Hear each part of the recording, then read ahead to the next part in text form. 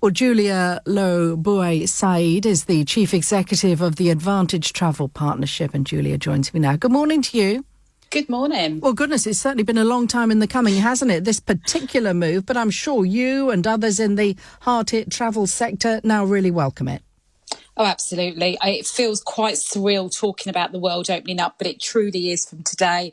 Still very complex, though, Lisa, because these rules only apply to travel back to the UK. So we still have to make sure we're looking at all the destination rules for the countries that we're travelling to. Give us a sense then, since it was announced and now it's come to pass, are bookings up?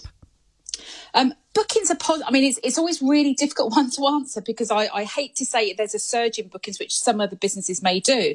But when we think about where we've come from 20 months of virtually no trading, so it's a very, very low base. What we've definitely seen is there's definite optimism, a lot more confidence in the market quite clearly. You know, consumers are thinking, well, half term is a few weeks away, a couple of weeks away now. Can I travel? Can I go away? So it's certainly increased confidence. There's a long way to go before we're anywhere near normal. But clearly with the world starting to open up, it starts to make a lot of destinations a lot more possible than they were a couple of weeks ago. What must we also, though, firmly remember? What about the testing?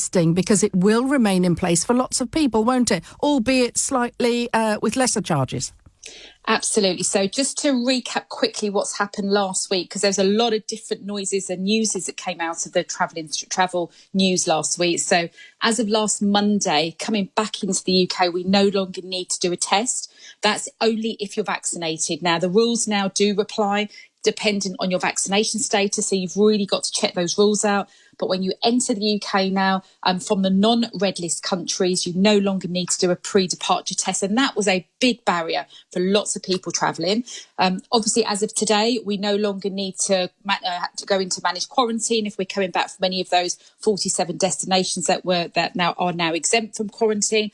But again, it's only for fully vaccinated. If you're not vaccinated, testing still applies. There are further changes, Lisa, at the end of this month that we're waiting to hear the date from regarding the change from a PCR test to a lateral flow test if you're fully vaccinated coming back from non-red list destinations. And fair to say, I know that we've named a number of nations, but, an awful lot of people still want to see the US fully reopen.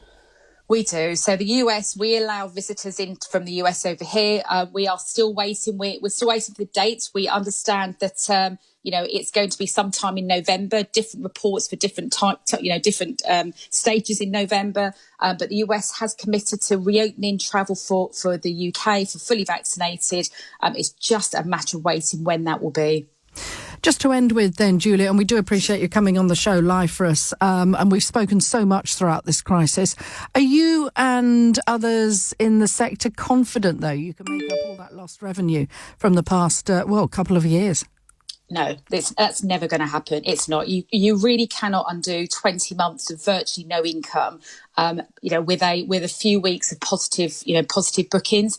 And that's really the point I've tried to make before. There could be a misunderstanding here that all of a sudden there's a surge in bookings and everything is back to normal. Absolutely not. There's been a lot of redundancies, business failures, and it's still really tough. Trading is still very, very tough. Although there's positive and we can see, we've got a positive vision now for the future, it's a very tough trading environment and we can absolutely not replace all the loss of income that's happened over the last year and so. For today, though, we wish you all the luck in the world. Thanks for talking to us this morning, Julia. Appreciate it.